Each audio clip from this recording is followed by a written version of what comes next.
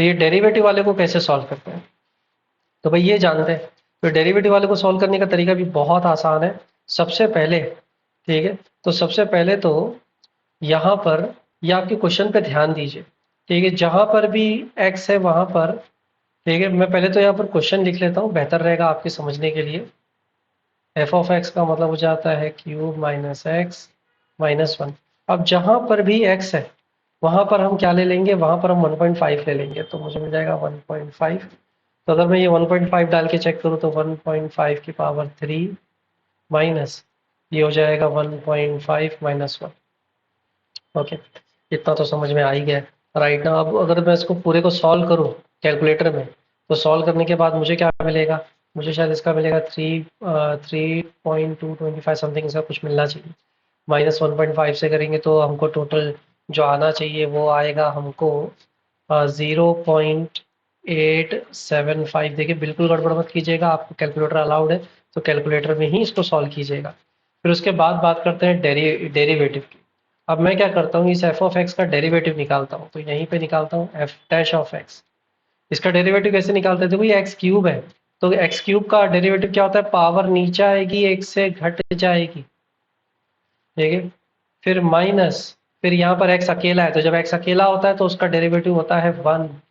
और जब वन यहाँ पर अकेला है मतलब कांस्टेंट है, तो कांस्टेंट का डेरिवेटिव जीरो होता है, यानी अगर नंबर अकेला हो ना तो डायरेक्टली उसको जीरो बोल देना चाहिए आपको, ठीक है। तो यहाँ पे मैं लिखता ही नहीं। अब जहां पर भी x है वहां पर आप क्या डाल दो, यहाँ पे आप 1 पॉइंट, इसको एक बार बराबर फिर से इरेज करके, जहां पर भी x है वहां पे 1.5 डाल दो माइनस माइनस वन। अब इसको एक बार सॉल्व करके देखो, तो देखते हैं हम यहाँ पर क्या होता है। यहाँ पर चलिए मैं इसको सॉल्व करता हूँ, तो ये हो जाएगा 3 मल्टीप्लाई बाय 1.5। ओके, तो अरे कुछ एक चीज़ पे ध्यान देना है कि भाई मेरे से यहाँ पे छोटी सी गलती भी, मैं स्क्वायर लगाना भूल गया, तो लगा दिया है मैंने स्क्वायर। अब एक बार करते हैं 1 पॉइंट, और एक और चीज़ 1.5 का स्क्वायर कितना होता है, 2.25 होता है। फिर भी सेफर साइड यहाँ पर हम मल्टीप्लाई करके देख लेते हैं 2.25। अब एक काम करते हैं, इसको फर्दर मल्टीप्लाई कर देते हैं 3 से, तो हमको क्या मिल रहा है 6.75। फिर इसको मैं माइनस कर लेता हूँ, माइनस करता हूँ मैं इसको 1 के साथ, तो देखो मुझे कितना मिलता है 5.75, है ना। तो ये भी अपने को मिल गया 5.75। याद रखना ये आपको एफ डैश ऑफ 1.5 भी मिल गया, ये आपको क्या मिला एफ डैश ऑफ 1.5। ओके, आपको फॉर्मूले के हिसाब से सारी नेसेसरी चीज़ें मिल चुकी है। आप अगर ध्यान से देखोगे तो आपको ये काफ़ी आसानी लगेगा। ये आपको पहला आप x1 निकालना है, x1 तो जाहिर सी बात है, what is your x0, x0 हो जाएगा हमारा 1.5 minus F of x zero कितना है हमारा, तो एफ ऑफ एक्स जीरो का मतलब होता है वन, ये वाला 1.5 वाला, इसकी वैल्यू आई है हमारी 0.875। और लास्ट हमारा F dash of x zero कितना आया है, तो वो आया है 5.75। अब इसको देखिए यहाँ पर भी स्टुपिडिटी हो जाएगी अगर आप कैलकुलेटर का इस्तेमाल नहीं करेंगे, तो थोड़ा कर लेने का, बिकॉज ठीक है आप अगर फ्री है तो चलिएगा आप कर लीजिएगा, अगर एक्स्ट्रा टाइम है तो, लेकिन अगर वक्त बचाना है तो जल्द से जल्द बोलते ना इसमें करने की हैबिट डालिए। Divided by 5.75।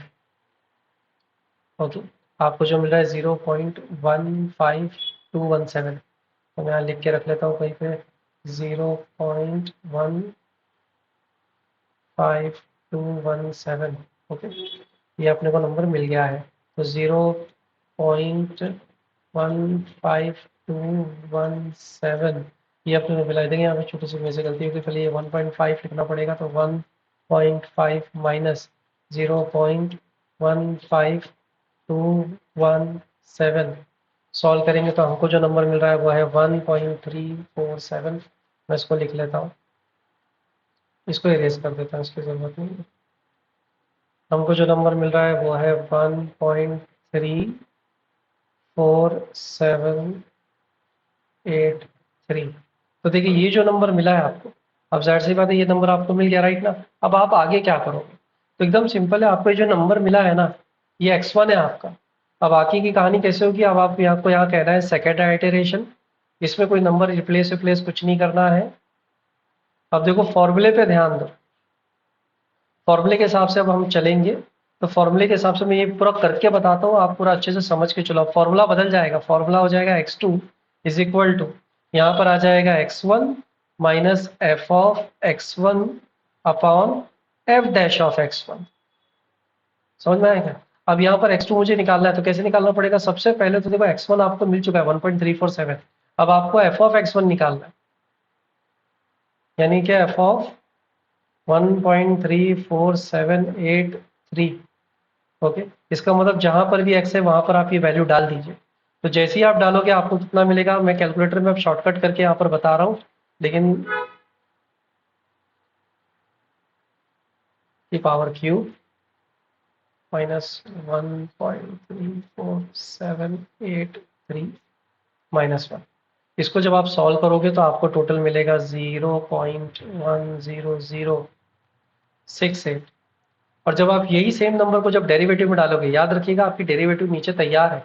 अब यहाँ पे देख सकते हो मैंने डेरिवेटिव को पहले ही निकाल के यहाँ पर आपको दिखा दिया है, ये दिख रहा है आपको? ओके, तो अब इसमें डालूंगा तो मुझे मिलेगा एफ डैश ऑफ x1, यानी कि एफ डैश ऑफ 1.34783, यानी टोटल आपको जो मिलेगा वो मिलेगा 4.44991। ओके, अब आपको क्या करना है, अगेन इस फॉर्मूले के अंदर डाल देना है। ठीक है, मैं यहाँ से इस चीज़ को रब कर रहा हूँ और यहाँ पे एक लाइन मार देता हूँ।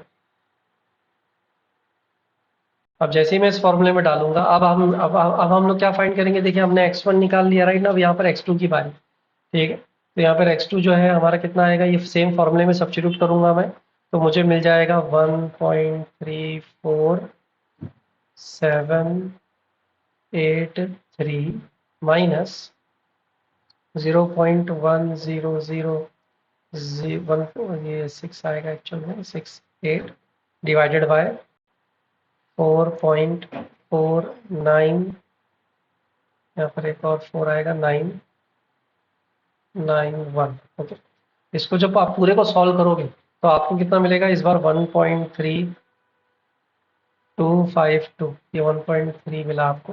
ओके, अब जाहिर सी बात है आपको x2 मिला। अब फिर से एक वही सेम चीज, यहाँ पे आप स्टार्ट होगा थर्ड आइटरेशन।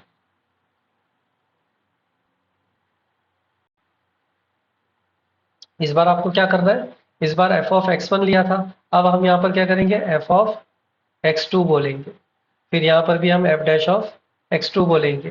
फॉर्मूला बदल जाएगा, फॉर्मूले में अब x3 फाइंड किया जाएगा, यहाँ पे x2 minus f dash of x2 divided by f dash of x2, इस तरह से। और इस तरह से चीज चलती रहेगी। तो देख सकते हैं न्यूटन रैप्सन काफी आसान पड़ता है इस तरह से।